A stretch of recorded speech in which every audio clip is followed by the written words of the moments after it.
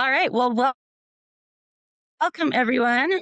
We will just dive in and get started. How's everyone doing? I feel like things are a little crazy. I live in Canada, but I've been seeing a lot of what's going on in the United States right now. It can be a hard thing to see and to think about.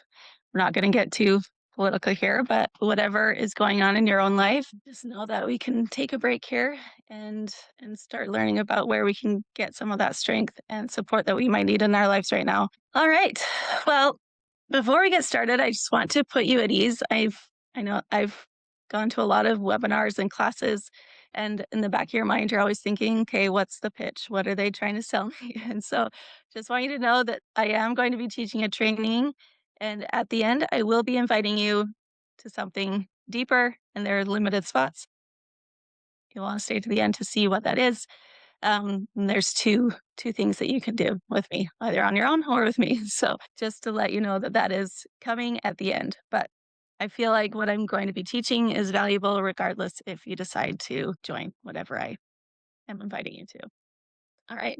Okay. So I don't know about you, but again, things have been kind of crazy in 2025 and the start of 2026. It can be maybe a bit disheartening. I feel like a lot of people are feeling disconnected right now, and there seems to be a lack of empathy, a lack of understanding among people. We're feeling pretty divided, I feel like. And that's why last week I decided to teach this class. I know that there's a lot of people wanting to feel more connected to their roots, to their lineage. And I feel like that helps us in our lives today because there's power there, there's strength, and there is wisdom. And when we uncover the stories that live in our roots, we understand ourselves better and we can feel more compassion and connection with those around us. So, almost 9 years ago, I started my journey to become a professional genealogist. I decided to go back to school. We have 7 kids, and I had my seventh kid a year into that process. So things were a little crazy and hectic. But when I started learning that, I felt like I wanted to just learn how to research, right? How to build my family tree, how to maybe break down some brick walls. And I quickly learned that genealogy and researching my family tree was much more than just finding names and dates. I began to feel connected to my ancestors and I began to feel strength from my ancestors. It was kind of a hard time. Like I said, we had 7 kids. My husband's health was not great, and there was a lot going on. And as I learned about my own ancestors, I began to learn their stories and see what they had to go through. And I felt like if they can do this, I knew that I had some of that in me. And I felt like maybe I could get through this hard time too. So in 2019, I launched my first online course called More Than a Name. I wanted to show people that this was possible, that you could actually research your ancestors if you knew a few things to get started, and that learning about them, finding their names and dates, like it was more than that. That's why I called it More Than a Name. And over the years, as I've learned more, read a lot about generational trauma and ancestral healing, and I considered this a lot in how my work fit in that with learning the stories of our ancestors. So I've developed a few online courses since then, but I feel like I finally landed on what my work really is. And today I'm going to share that with you. So, the Rooted Lineage Method is a 5 step framework for researching our family tree in a way that reveals strength, patterns, and meaning. So I'm going to go through each of these steps with you today to share this framework and then invite you to see this work for your own family tree. And I'm going to use a real example from my client Erica with her permission so you can see how this actually works. So you can see these steps. First, build the foundation. Second, follow the records. Third, identify trauma and resilience. Fourth, recognize patterns. And 5, integrate the wisdom. All right, so first, build the foundation. Now, this is where we get all of the details that we already know. So maybe you already have a family tree online, or maybe you just have the names of your grandparents. This is where we get all of that information. It's very important for this step to get accurate information. Okay, maybe you've heard that your great grandma's name was Mary, but there's like not much information about that.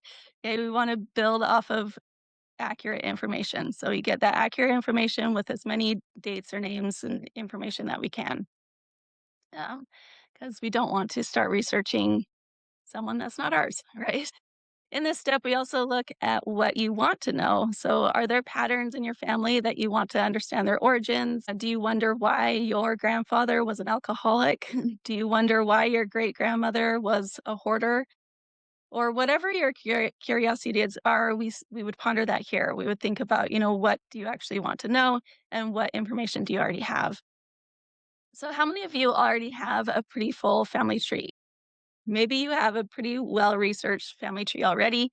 This step would just be to gather that information to have that access, right? And then think about your goals. Maybe your goal is to focus on one ancestor, or maybe one branch or one generation of your family tree. So you would start with what you know. Maybe you just know the names of your grandparents and where they were born. Whatever you already know, that's what we would do in this first step. Okay, so this is Erica's family tree. This is where she started. She did not have very much information about her family. Her father was estranged from his father, so there wasn't much information other than his parents' names. She did have the names of these grandparents, but there wasn't much more than that. These dates, we didn't even have those filled in. She had also taken an ancestry DNA test, which helped a lot with uh, as we progressed in her research. So Erica also, she had a lot of stuff in her family tree. Teen pregnancies seemed to run through her maternal line. Her grandmother was pregnant at 15 and had two babies by 16, had three by about 20. Erica's own mother was pregnant at 14 or 15 and ended up in a home for unwed mothers and foster care. Both of Erica's sisters, one raised with her and one adopted out as an infant, they also had teen pregnancies. And Erica was the first female in her maternal line that she knew of that did not have a teen pregnancy. There was also a history of abuse in her family. Erica said that her maternal grandfather was abusive in every form, is what she said. Her mother's upbringing, raised by her father and stepmother in a household with eight step siblings, she reported lots of violence, anger, and abuse. So there's a complicated relationship that her mother had with her father until his death when Erica was about 15 or 16. So, Erica's goals were to understand herself more deeply and explore more ancestral connection and to identify patterns of resilience alongside trauma. She knew that there was a lot of hard stuff in her family tree, but she wanted to really find some strength also. So, second, we follow the records. So, this step is looking for records based on where your ancestor lived and when. You can also look at historical context, like what was going on at the time when your ancestor lived there. So if your ancestor was, you know, between like 17 to 30 during World War One or World War Two, and they lived in a place where they fought in the war, there may be some military records, right? Or maybe you know that your ancestor came from England sometime in the late 1800s.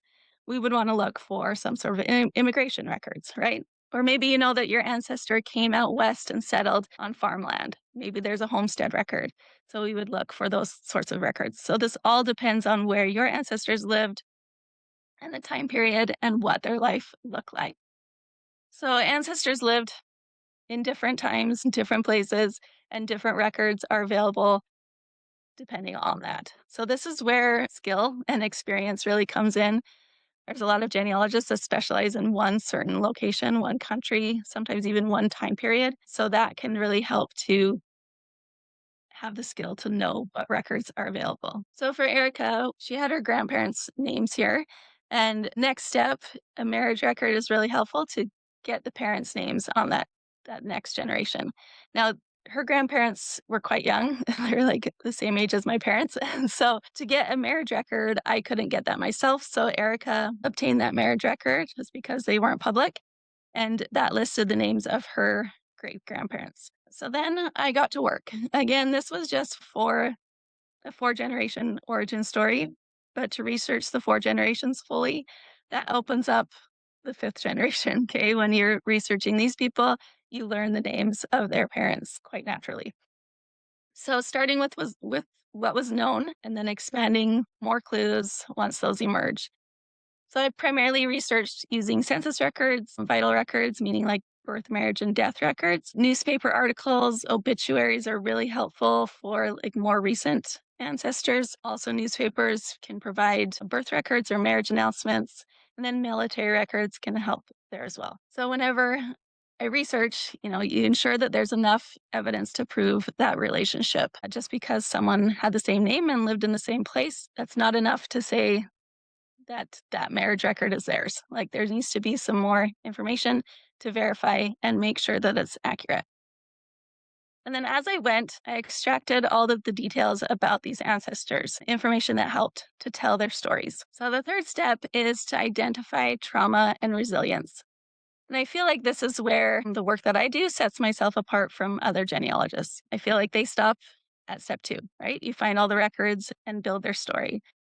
But I also like to identify the trauma and resilience in our ancestors' lives.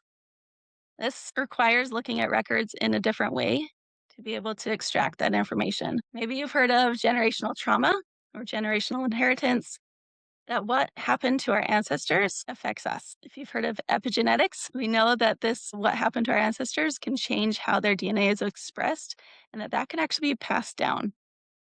There have been lots of studies done.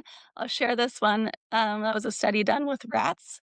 I realize we're not rats, but it does show some, you know, the mechanics of how this can work. So there was a study done where male mice were trained to fear a specific scent, a cherry blossom smell. And then by pairing it with a mild electric shock. So the smell would come in, they'd get shocked, and then they'd show this response, this fear response whenever that smell came in, even before they were shocked. And then the surprising part was that their offspring, so this was the rat that got shocked that, built that conditioned response. Then their offspring also had that fear response when the smell of the cherry blossom was brought in. Then also, it continued to even the third generation. So it's not just emotional. Some of these rats, like they were like, well, maybe it's conditioning. Like they were brought up by these scared rats when the cherry blossom smell went, but they even had those rats raised by different parents and they still had that same response. So, this mechanism is the changes in how genes are expressed or epigenetics. So, in our own ancestors' lives, they went through a lot of traumatic things. I don't know about you, but I have many ancestors who experienced lots of early loss of death. Either spouses or children experienced fighting in world wars, poverty. A lot of these things can be traumatic. And how does that affect our ancestors? Now, we don't always know, right? Actually, we usually don't know, but we can, because we are humans, we can assume that going through that was hard and traumatic. And they probably didn't have a lot of resources and opportunities to heal that trauma. So it's likely passed on. But I also believe that we inherit resilience, we inherit strength and wisdom from our ancestors. And identifying these signs of trauma and resilience really is where the magic happens. Because we start looking at records and dates and information about our ancestors differently, not just to build a family tree, but to understand what their experiences might have been like and how that might have shaped future generations. So with Erica, these are some of the snippets I found about her ancestors, some signs of trauma and resilience. About this first one, her grandfather said information about him was that his parents were married until his mother's death in 1990s. So they were married throughout their whole marriage. But then he also experienced divorce. Her father died when she was 13 and divorced. This couple divorced, and then her husband's infidelity. Then her maternal grandfather, his parents divorced when he was 3 years old. He likely did not have a relationship with his father. His mother remarried when he was 9 years old. He had an intimate relationship with a 15 or 16-year-old when he was 24. He was married 3 times, and his wife left. And her maternal grandmother, her parents divorced before she was born. Teenage pregnancy. This was the relationship with his man. Divorce, and she abandoned her children. So you can see that there's um, a lot of hurt and a lot of pain in there. Okay, so then when we go further back to the fourth generation, you see that her great grandfather, his mother died when he was 13. He was the youngest child, remained married until his spouse's death. So they both stayed married. Other great grandfather, his parents were Irish immigrants. His mother died when he was 20. He was the oldest of 70. So you can see some of this pain and trauma that lived in Erica's family tree. There's a lot of divorce, in marriages, little education in here. So writing all that out kind of magnifies it. As you can see, there's a lot of trauma. Um, that also requires a lot of resilience. So now that we have that information, we can recognize patterns. So this step isn't just to look at the facts, it's to find meaning, to find patterns. And this, with generational inheritance, we can consider that as well. So now that we've found the trauma and resilience, what does it mean? This brings more understanding of ourselves and our family, and things begin to make sense. So maybe you have, some of this real, tangible, huge trauma in your family tree, and you can begin to think, okay, how has that been passed on? My great grandfather went through this. How would that have affected how he raised his children? How would that have affected how he treated his wife? What can I see in my grandparent that might have come from that? And then down the line, you can start to recognize these patterns. So in Erica's family tree, she had a lot of divorce in her family tree. Really, just her paternal great grandparents did not divorce, but the rest did. Erica's parents, I believe, are still married. So that they broke that cycle. Divorce, think about what that means. Okay, there was infidelity, adultery, abandonment.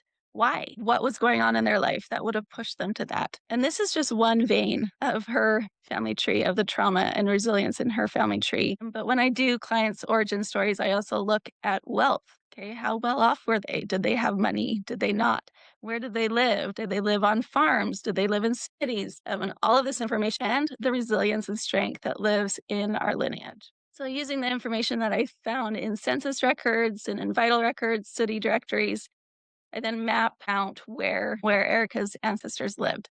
So you can see that they kind of gathered in a few spots in the United States. And this can help to reveal patterns as well. Like, did they live in cities or farms? Did they immigrate? Did they move? And the information from these records can help. I mean, this was just 4 generations. So once I got those 4 generations, we saw signs that, she had Italian roots, that she had German roots, Russian roots, and that can help understand your own heritage as you go forward. So then when we take all of these facts and all of this information that I've extracted and researched, we can build a narrative. We can write our ancestor story, but not in a way that's just the facts, but really understanding who they were and what their life might have been like. So I'm just going to read at least parts of this so you kind of get a feel for how this work can really illustrate your ancestors' lives. So Buster Irvine Richards, this was Erica's great grandfather. He was born on June 14th, 1913 in Orchardville, Illinois, the youngest of 5 children. His early life was marked by loss and hardship. When he was 5 years old in 1918, his mother passed away, leaving his widowed father to raise 5 children on a small farm in rural Wayne County, Illinois. The 1920 census shows 6-year-old Buster living with his father and 4 older siblings, all of whom worked or helped on the family farm. By 1930, 17-year-old Buster was living with his older sister and her husband, who were renting a farm. He was not attending school and had no listed occupation, suggesting that he was contributing labor within the household. Buster completed education through grade 6, typical of the time of rural working families, but reflective of limited opportunities for advancement. On May 24th, 1935, at age 21, Buster married 18-year-old Aletha Hostler in Farmer City, DeWitt County, Illinois. The couple had 6 children together. According to later records, their marriage ended in divorce in February 1947, granted on the grounds of adultery against Buster. 1940 census recorded Buster as working in public emergency road construction, likely a New Deal era program. He earned $500 in 1939 and had worked 25 weeks that year, reflecting unstable or seasonal employment. In 1945, during World War II, Buster was drafted into the U.S. Navy. By 1950, he was living apart from Aletha, who was residing in Boston. The census lists him as working 16 hours in the previous week, installing furnaces for a sheet metal shop. His new wife, Mabel, worked 24 hours that week as a laundress in a commercial laundry. Around 1958, Buster married again, this time to Mildred Heiston, and they had four more children together. His obituary does not mention his children from his first marriage, suggesting distance or estrangement later in life. And then with his signs of trauma and resilience, I wrote that Buster's life reflects a pattern of early loss, limited opportunity, and fractured relationships. The death of his mother when he was 5, followed by a childhood in a widowed farming household, would have created instability and emotional deprivation during key developmental years. His limited education and early entry into manual labor point to economic necessity rather than personal choice. His adult life was marked by ongoing instability, marital infidelity, divorce, multiple marriages, and separation from his first set of children. These experiences suggest the continuation of unresolved trauma and difficulty maintaining consistent family bonds. His military service during World War II and his various labor jobs indicate perseverance through challenging circumstances, but his later disconnection from earlier family members points to emotional and relational wounds that may have gone unhealed. Overall, Buster's life embodies both the endurance of a man surviving through hardship and the repeating cycles of loss and disconnection characteristic of intergenerational trauma.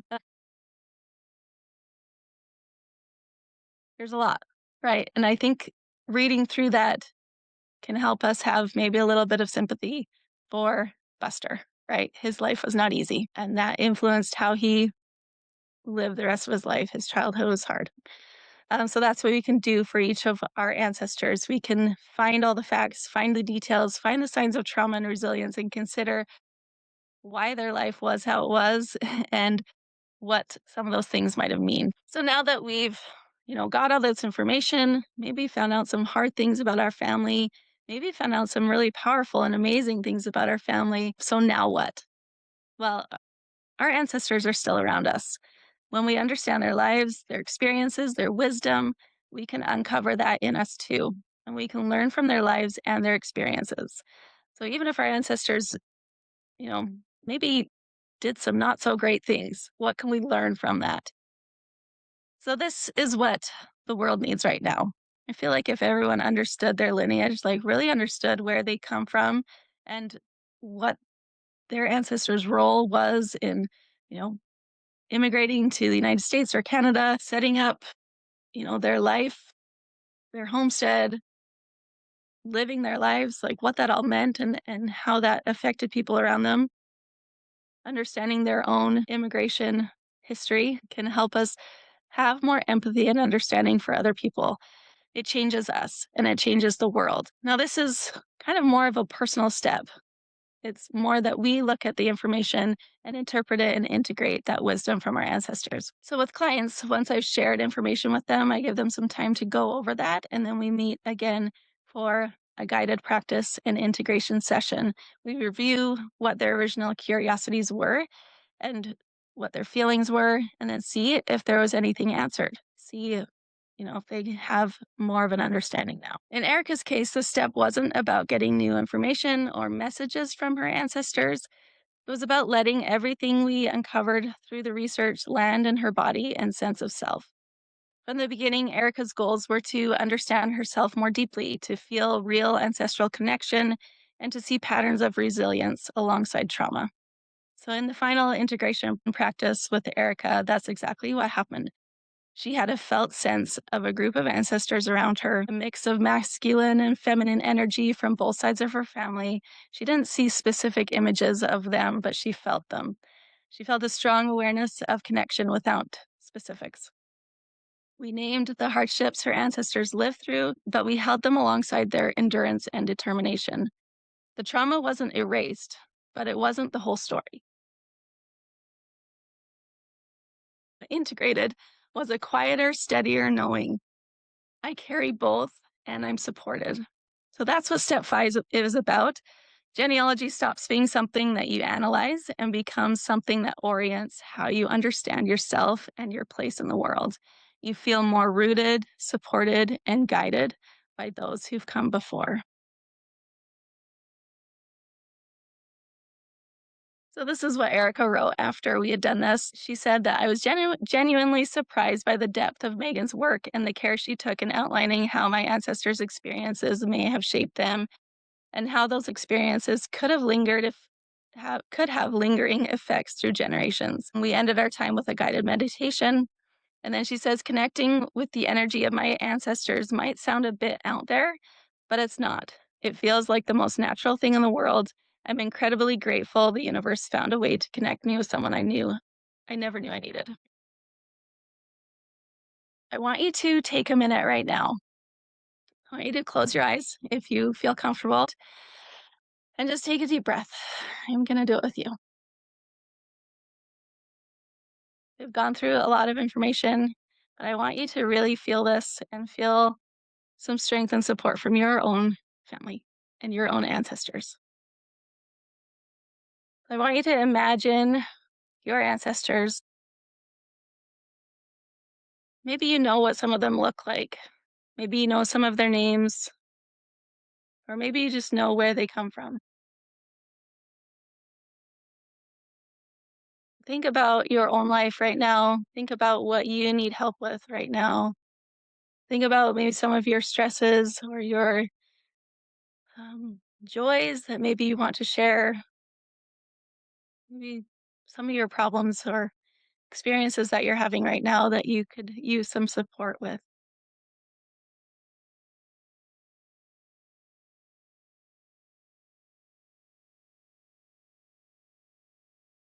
I want you to think about your own lineage right now. Imagine the branches of your family tree as they start expanding and going further and further back. Imagine the lives of these ancestors. Maybe they were farmers that had to labor on their land. Maybe they were educated school teachers or doctors. Maybe they immigrated and had to start new. And think about what experiences they had in their lives that brought them strength and wisdom. Wisdom that they can share with you right now and strength that they can share with you right now. Maybe they also experienced loss. Maybe they also went through problems with health. And how did they get through that?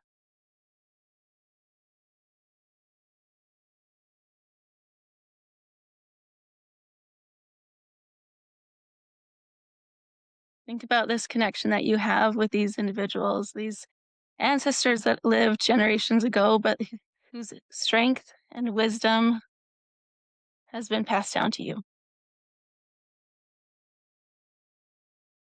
Take another deep breath and really feel that strength and wisdom from them. And when you feel ready, you can flutter your eyes open your eyes, and come back to here.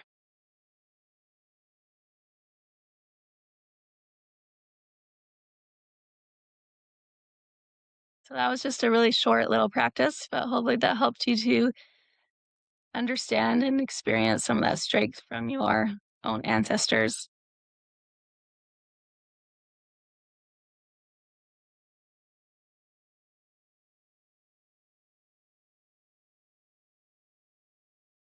So we've learned this 5-part framework for the Rooted Lineage Method. Now, you can go now and use this method in your own research and your own uncovering of your family tree. So, just to summarize, the 5-step framework is to build the foundation. Second, to follow the records, identify trauma and resilience, recognize patterns, and then to integrate the wisdom of your ancestors. So, the first way that you can go deeper into this work is to get one of my online courses. Now, I have created the Rooted Lineage Method. After I created these online courses, I will be doing some sort of program to teach the Rooted Lineage Method in the future. That's still in development. But for now, I have these 2 online courses. If you want to learn how to do this work on your own, you can get one or both of these courses. So, Know Your Family Tree shares more about the technical side of building and researching your family tree. And then Know Your Ancestor is pretty close to the process of using the Rooted Lineage Method. It's just not quite spelled out like that, but it helps you to really understand the lives of your ancestors and how to get that information about them and build it into that kind of understanding of your lineage. So you can use Save 100 for $100 off either or both of these courses. Now you can go to knowyourancestors.co and then click on courses at the top, and that will take you here and you can choose which of these courses feel right for you right now. Now, if you don't want to do DIY this, if you want some support and um, knowledge from genealogists to be able to do this work for you, you can do an origin story like I did with Erica. So for Erica, we did 4 generations, but you can do 4, 5, or 6 generations of your family tree. Now, Erica didn't come with very much information about her family, but I just finished one a couple days ago that was for a client that had a very full, well researched family tree. But I was able to verify research and add in details that were missing and then extract that information needed to really understand who these individuals were.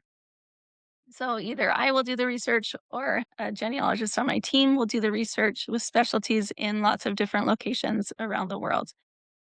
But before we do the origin story, we start with an origin initiation. This is the first step. So everyone has a different family tree, and doing this first initiation helps ensure that I can find information about your family. Because sometimes records are lost, or we don't exist, or there's just not enough information to move forward. So, doing this initiation first protects that. So, for the origin initiation, we first meet on Zoom. I collect information about your family and I hear your goals, like what you're really wanting to learn more about, or if you're just wanting to get started and get a full understanding. And then I go on and do research for 2 hours and research as much as I can to help, get things moving in your family tree. And then I build an ancestry tree that is shared with you and that we can, use to get started. And then we meet again after to share what's been found. And through a guided practice, you can feel into the what's next and feel the connection and wisdom of your ancestors. So this isn't meant to be like a full-blown research project. It's meant to be an initiation to get started, to see what's possible, to see what branches emerge, and to then be invited to go forward. So the price of the origin initiation will be going up after I fill these spots. I just have 8 spots available. And then after we've done the origin initiation, if you'd like, you can move on to discovering your origin story with the 4, 5, or 6 generation project, or we can do a tailored lineage discovery if you'd rather just focus on one family or one branch, or you have other family research goals. But we don't worry about making that choice till after we've done the initiation to really see what's possible. So I have 8 spots available. It's $297 or 3 payments of $100. So if you'd like to secure one of those spots, you can go to knowyourancestors.co/origin. Let me just, like I said, this is the first step. This is where we see what's possible, we get information from you, and I ensure that we can actually have success. So once we've done that origin initiation, you can either apply that 297 to your origin story, or we can do a tailored lineage discovery instead. So maybe you don't really have much about your family tree, or you really want to get an understanding of your own generational inheritance from your lineage, either a 4, 5, or 6 generation family tree. Or maybe you just want to learn some things about your family. Maybe you're going back to visit where they came from and you want to find where they live and have a map of the houses that they lived in. We could do that in a tailored lineage discovery. So, either way, an origin initiation will help you to begin to feel the power and wisdom and heritage that is in your roots. Start reclaiming that. It's yours. So thank you so much for coming today. But if you want to get one of these spots, be sure to go to knowyourancestors.co/origin. And payment plans are available for both of these for the origin story and lineage discovery. I really want to make it accessible to you if you need to, really extend that payment plan. That is totally great. All right. Okay. Well, thank you so much for coming, everyone. It was great to share this with you. This is my first time sharing it. So I am grateful that I was able to get that rooted lineage method framework out into the world. And I hope that you use it as you are looking at your own lineage and understanding the lives of your ancestors more. So thank you so much. And we'll see you guys later.